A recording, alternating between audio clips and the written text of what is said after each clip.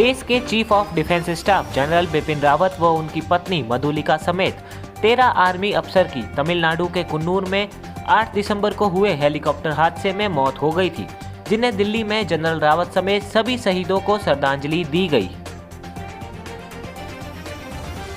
देश के पहले chief of defence staff general Bipin Rawat पत्नी मधुलिका समेत हमसे विदा हो गए। दोनों विवाह की वेदी से चिता तक साथ रहे। 36 साल पहले दोनों ने अग्नि के साथ फेरे लेकर साथ निभाने का वचन दिया था, जिसे मुखाग्नि तक निभाया।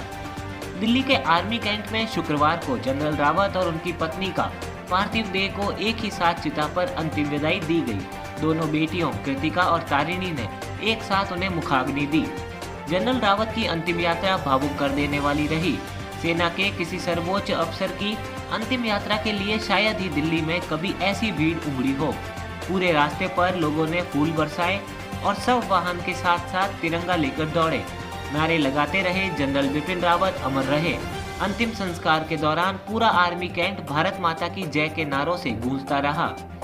तीनों सेना अध्यक्षों नरेंद्र मोदी और राजनाथ सिंह ने जनरल रावत को अंतिम श्रद्धांजलि दी।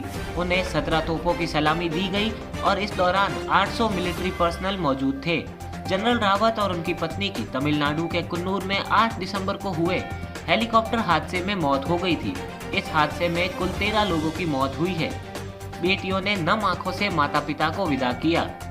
जनरल रावत और मधुलिका को मुखाग्नि देने के बाद बेटियां कृतिका और तारिणी एक टक चिता को निहारती रही। आंखें नम थी, फिर भी गले लगी और फूट फूट कर रोने लगी। एक दूसरे को संभाला भी। मुखाग्नि के वक्त जनरल को 17 तोपों की सलामी दी गई। प्रधानमंत्री नरेंद्र मोदी एयरपोर्ट पहुंचे और जनरल रावत समेत सभी शहीदों को श्रद्धांजलि दी। शहीदों के ताबूत देख पीएम ने हाथ जोड़े, सर झुकाया और अपनी आंखें बंद कर ली। इसके बाद मोदी ने शहीदों के परिजनों से एक एक कर मिले और उन्हें ढांढस बंधाया। जनरल रावत और उनकी पत्नी मधुलिका रावत का पार्थिव शरीर उनके आवास पर लोगों के अंतिम दर्शन के लिए रखा गया था। गृह मंत्री अमित शाह और राष्ट्रीय सुरक्षा सलाहकार अजीत डोभाल समेत केंद्रीय मंत्रिमंडल के सदस्य जनरल रावत को श्रद्धांजलि देने पहुंचे। इनके अलावा कांग्रेस लीडर राहुल गांधी ने भी जनरल रावत को श्रद्धांजलि दी। इंडियन आर्मी और नेवी ने अपने ट्विटर हैंडल पर जनरल रावत को श्रद्धांजलि देने के लिए पोस्ट की।